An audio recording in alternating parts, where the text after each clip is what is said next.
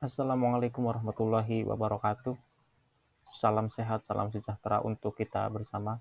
Mari kita belajar bersama mengenai isi dan sistematika surat lamaran pekerjaan bahasa Indonesia kelas 12. Kita langsung saja ke materinya. Namun sebelumnya yang akan disampaikan di sini yang paling pertama adalah peta konsepnya. Di mana surat lamaran pekerjaan itu kita akan mempelajari isinya, yang meliputi pengertian, jenis, unsur, dan fungsi. Kemudian kita mempelajari sistematikanya, ada tempat tanggal lahir, sampai dengan tanda tangan dan nama terang. Pada bab ini, kompetensi dasarnya yaitu 3.1 dan 4.1. 3.1 mengidentifikasi isi dan sistematika surat lamaran pekerjaan yang dibaca. 4.1-nya menyajikan simpulan sistematika dan unsur-unsur isi surat lamaran baik secara lisan maupun tulis. Kita langsung saja ke materinya. Baik, ini adalah materi bahwa ketika kita mempelajari isi dari surat lamaran pekerjaan, tentunya kita harus tahu dulu tujuan pembelajarannya. Setelah mempelajari modul pada kegiatan pembelajaran satu ini, diharapkan kalian dapat mengidentifikasi isi surat lamaran pekerjaan dengan kritis, cermat, dan bertanggung jawab, agar kalian memiliki pemahaman tentang isi surat lamaran pekerjaan yang benar. Baik, ini uraian materinya.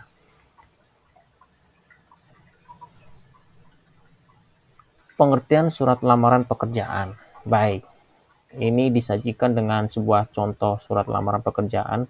Perhatikan baik-baik, di sini ada tempat dan tanggal pembuatan surat, alamat yang dituju ataupun nama yang dituju, kemudian di sini ada bagian-bagian, oke, sampai berakhir.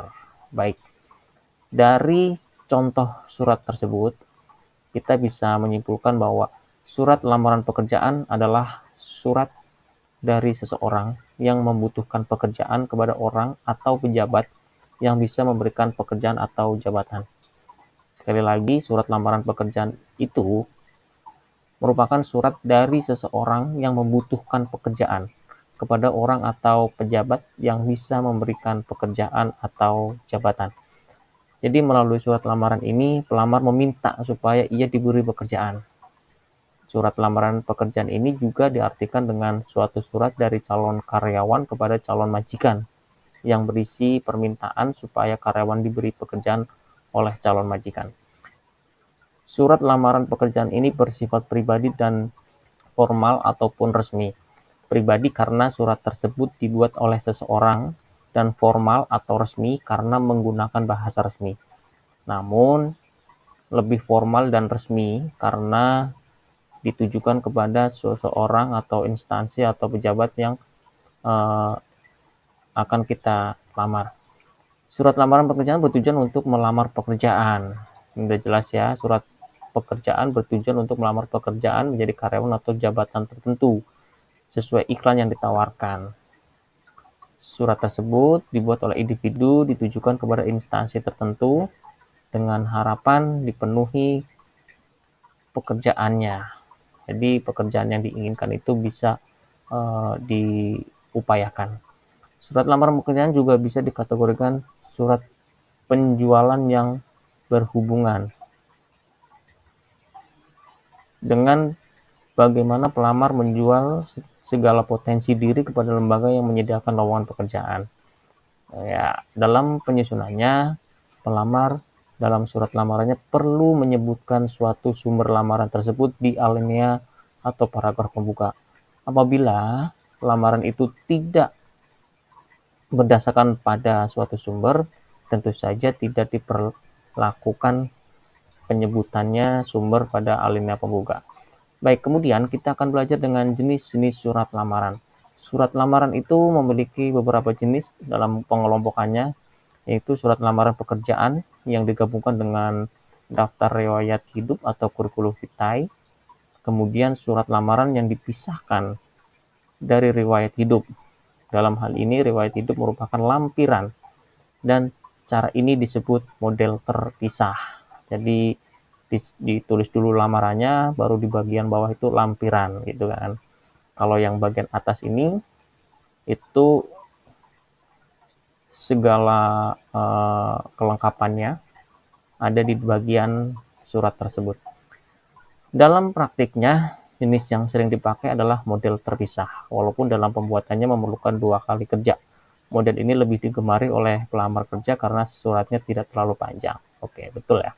Unsur-unsur surat lamaran pekerjaan. Kita bicara tentang unsur, di situ ada tesis. Tesis itu merupakan bagian yang umum. Bagian umum itu bagian pembuka surat atau pengantar surat yang di sini berfungsi sebagai informasi awal terkait dengan pekerjaan yang akan dilamar. Pada bagian ini, pelamar menyajikan informasi berupa salam pembuka, kemudian biodata. Ya. Kemudian unsur-unsur berikutnya adalah argumentasi, di mana argumentasi ini adalah bagian surat lamaran pekerjaan yang menyajikan alasan bagi pemilik lowongan pekerjaan untuk menerima jabatan. Pada bagian ini, pelamar menyajikan informasi berupa fotokopi ijazah, kurikulum vitae, dan keterangan lain yang mendukung kompetensi pelamar. Yang terakhir adalah penegasan, di mana penegasan itu berfungsi sebagai penutup seperti harapan pelamar, salam penutup, dan nama serta tanda tangan. Baik, kita akan bicara tentang fungsi dari surat lamaran itu sendiri. Yang pertama adalah sebagai alat komunikasi. Maksudnya bagaimana? Fungsi ini merupakan salah satu fungsi dasar dari setiap surat. Karena setiap surat sudah dapat dipastikan akan mengandung informasi yang akan sangat diperlukan oleh pihak yang dituju. Dalam surat lamaran, informasinya dibutuhkan yaitu informasi mengenai data dan identitas pelamar. Dalam surat lamaran pekerjaan, biasanya akan terlampir ijazah, daftar riwayat hidup, fotokopi KTP, dan keterangan pengalaman pekerjaan. Semua informasi tersebut akan sangat diperlukan oleh suatu perusahaan atau instansi yang dituju sebagai bahan pertimbangan untuk menerima pelamar tersebut.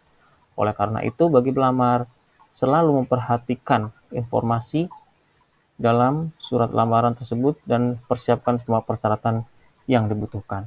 Jadi, fungsi sebagai alat komunikasi sudah jelas bahwa si pelamar akan menginformasikan segala yang kiranya dibutuhkan oleh perusahaan ataupun penerima pekerjaan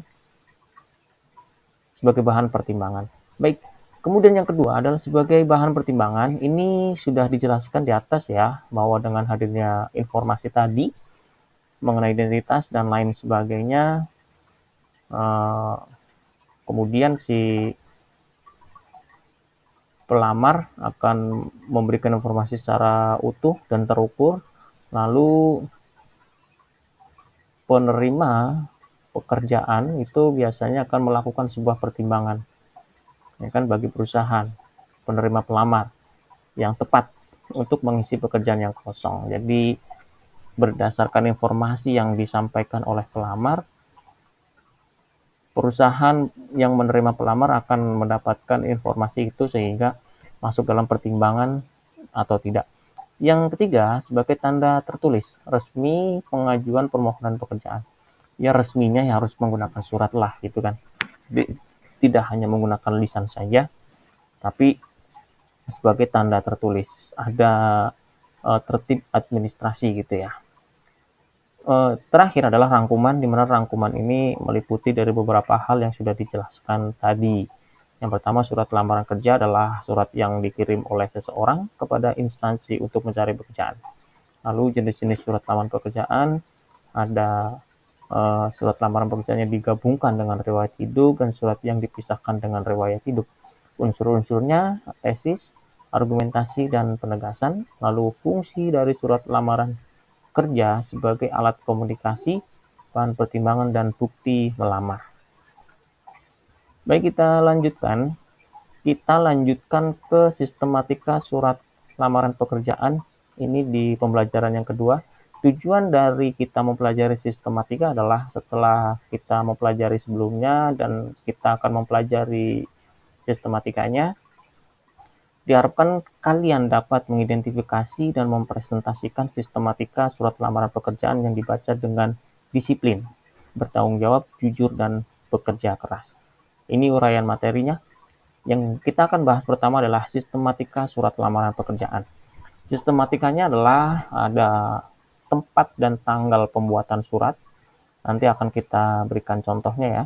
Kemudian lampiran dan hal. Hal itu perihal ya, tidak boleh disingkat. Alamat surat, salam pembuka, kemudian alinea, isi, penutup, salam penutup, tanda tangan, dan nama terang. Baik, secara umum, sistematika surat lamaran pekerjaan dapat diuraikan sebagai berikut. Nah, ini contohnya ya. Tempat dan tanggal pembuatan surat. Tempat dan tanggal pembuatan surat ini harus seperti ini. Ya, Papua Barat. Misalkan Tangerang, spasi 28 spasi Agustus spasi 2015. Ya, sekali lagi Papua Barat, Papua spasi Barat, Setelah tanda baca tanda baca apapun, setelah tanda baca apapun itu diberikan spasi atau jarak ini. Oke, kita lanjut. Lampiran dan hal. Kata lampiran dan hal tidak boleh disingkat. Tidak disingkat. Dan angka dalam kolom lampiran ditulis menggunakan huruf. Sekali lagi, kata lampiran dan hal tidak disingkat. Dan angka dalam kolom lampiran ditulis menggunakan huruf. Contoh, lampiran. Ditulis saja dengan lampiran. 4 lembar. Tidak ditulis dengan angka 4 lembar. Oke, hal. Hal ini harusnya ditulis dengan perihal, bukan hal saja. Ya, di sini harus ditulis dengan perihal. Kemudian pemberitahuan, undangan, apa dan lain sebagainya, gitu ya. Baik, sekarang kita akan lanjutkan ke alamat surat. Alamat surat itu kriteria penulisannya adalah tidak menggunakan kata kepada. Nah, ini dia yang menjadi kesalahan kita selama ini. Banyak yang menggunakan menulis sebuah surat menggunakan kata kepada yang terhormat, kepada YTH gitu kan. Padahal kepada itu hanya dibutuhkan pada saat penggunaan secara lisan. Contoh dalam berpidato, dalam berkhotbah, dan lain sebagainya.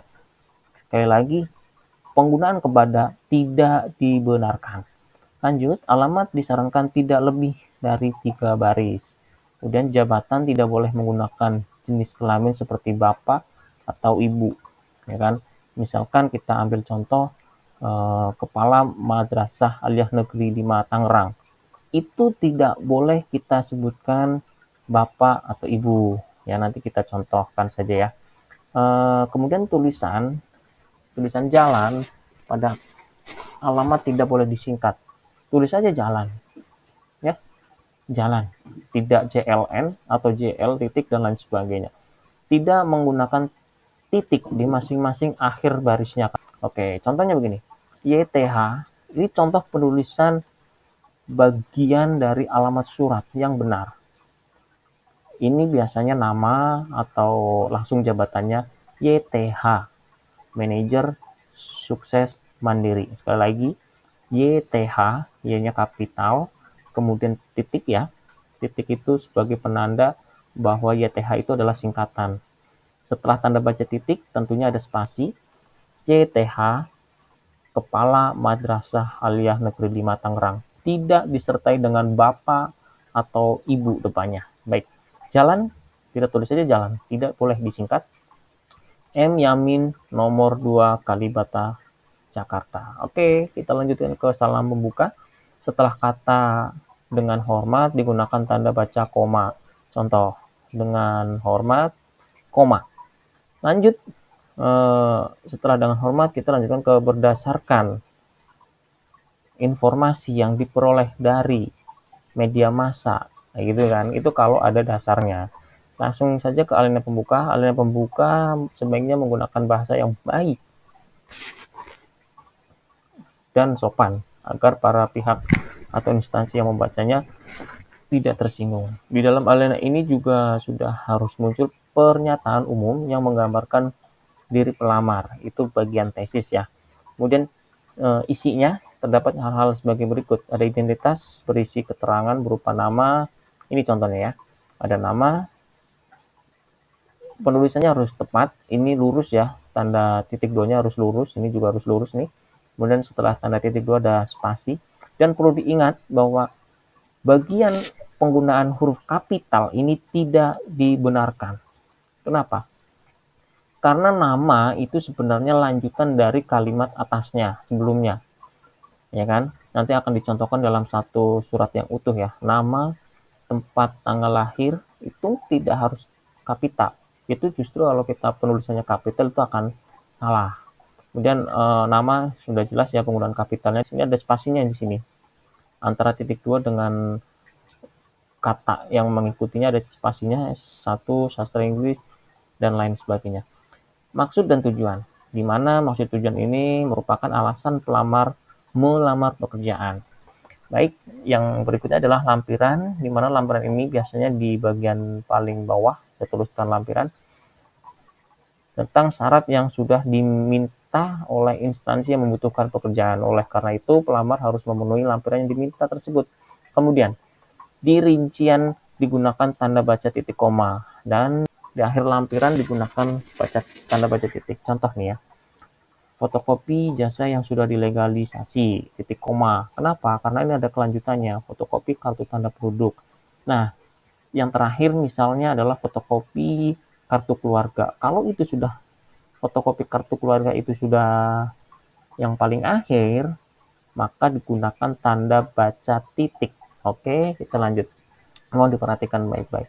Sekarang di penutup, di bagian surat pekerjaan itu ada penutup yang harus menunjukkan keantusiasan pelamar pekerjaan kepada instansi yang dituju. Contoh nih, demikian surat lamaran pekerjaan ini saya buat, besar harapan saya untuk dapat menjadi bagian dari perusahaan. Ini harus ditulis. Ini antusiasme kita atau keinginan kita. Sebenarnya dari awal sudah dijelaskan dari pembukaan, isi, kemudian di akhir penutup ini. Anda sebagai pelamar mau apa sih? Besar harapan saya sebagai pelamar ya, untuk dapat menjadi bagian dari perusahaan A sebagai apa? Itu Bu. Nah, kemudian kita akhiri dengan salam penutup. Jika di awal sudah ada salam pembuka, maka diakhiri dengan salam penutup. Sebagai surat lamaran, salam penutup menjadi sangat penting. Salam penutup sebagai bentuk etika, sopan santun, dan penghormatan. Ya, kalau depannya dengan hormat berarti kita sebagai pembuat surat itu memberikan penghormatan kepada yang dituju. Nah, hormat saya itu maksudnya bukan saya minta dihormati, artinya saya justru hormat kepada eh, nama atau lembaga yang kita tuju. Hormat dari saya gitu loh maksudnya. Yang berikutnya adalah tanda tangan dan nama terang. Tanda tangan ini biasanya berada di pojok kanan bawah surat. Lalu di bawahnya ditulis dengan nama lengkap. Ini hormat saya, ini harusnya lurus dengan ini ya. H dengan N-nya lurus. Hormat saya, terus tanda tangan. Kemudian Nitriana Safitrinya lurus dengan hormat saya. Oke, kita contoh saja langsung ke surat lamaran pekerjaan. Ini yang pertama adalah, kalau ada pertanyaan surat ini dibuat di mana, yaitu di Yogyakarta. Kapan? 11 Mei 2018. Oleh siapa? Kita lihat di paling bawah, oleh Sugeng Laksono Eskom. Ya, sudah jelas. Baik, jadi di surat ditulis di Yogyakarta pada tanggal 11 Mei 2018. Surat ini tentang apa? Hal. Nah, ini sekali lagi ada kesalahan di sini, harus kita perbaiki. Perihal ya. Itu lamaran pekerjaan. Cukup itu aja. Jadi lamaran pekerjaan itu nggak dijelasin lamaran pekerjaan menjadi supervisor gitu, itu nggak perlu. Oke, lampiran itu 7 lembar. 7 lembar. Tidak boleh ditulis dengan angka 7. Yang terhormat, YTH titik General Manager PT Urip Subur, Jalan Sleman, nomor itu boleh disingkat, tapi harus digunakan tanda baca yang tepat. NO titik spasi 22 Yogyakarta. Baik, dengan hormat. Dengan hormat itu kita memberikan penghormatan kepada General Manager. Berdasarkan info lowongan pekerjaan yang dimuat di website. Ini jika lowongan pekerjaan itu pernah dimuat di website, televisi, radio, koran, media massa lainnya. Itu jika memang sudah pernah termuat di sana, kita sampaikan aja di awalnya, oke? Jadi jangan sampai kita meniadakan ini. Tapi kalau tidak kita tidak mengajukan berdasarkan informasi yang kita terima dari media massa, ya tidak usah ditulis. Ya, kita lanjut aja. Saya yang bertanda tangan di bawah ini nama nih. Di bawah ini titik 2. Oke. Setelah itu nama, N-nya kecil, C, T, P dan seterusnya kecil semua. Oke. Kalau ini besar ya, Sugeng Laksono kapital, laki-laki kapital. Laki-laki ini harusnya kecil ini. Terus Gunung Kidul sesuai aturan penulisan yang benar. Oke, kemudian ini lanjutannya. Meskipun ini seperti atasnya itu beda baris dengan yang ini nih, tapi ini masih lanjutan, jadi tetap diawali dengan huruf kecil. Mengajukan lamaran pekerjaan pada perusahaan yang Bapak Ibu pimpin untuk menempati posisi sebagai teknisi komputer. Saya mampu mengoperasikan komputer, ya kan? Kita baca terus semua dan lain-lain. Saya adalah seorang yang memiliki determinasi. Itu menegaskan kepada calon penerima. Itu si pelamar menegaskan kepada calon penerima supaya meyakinkan sehingga masuk ke dalam kriteria pertimbangan. Saya memiliki pengalaman pekerjaan selama 3 tahun di perusahaan asing di Jakarta. Sebagai bahan pertimbangan, saya lampirkan beberapa berkas sebagai berikut. Ya, titik 2, 1, fotokopi kecil semua, karena ini masih lanjutan. F, R, P, S kecil semua. Di sini perlu perhatikan tanda bacanya adalah titik koma, dan karena surat pengalaman kerjanya itu terakhir, maka diakhiri dengan tanda kita lanjut. Demikian, ini bagian penutup. Demikian surat permohonan pekerjaan ini saya buat besar harapan. Ini harapan sekali lagi, saya bisa diterima di situ, ya kan?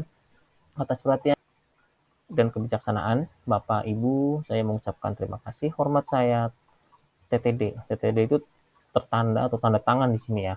Tidak boleh ditulis TTD. Jadi hormat saya itu tanda tangan di sini. Tanda tangan kita sebagai pelamar.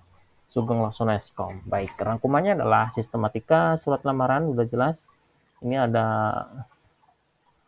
sampai ke huruf I ya. Perlu kalian catat semua apa yang disampaikan ini menjadi bahan pembelajaran pada hari ini. Terima kasih untuk pembahasannya, mudah-mudahan bisa dipahami. Selanjutnya adalah evaluasi penugasan akan disampaikan berikutnya. Terima kasih. Wassalamualaikum warahmatullahi wabarakatuh.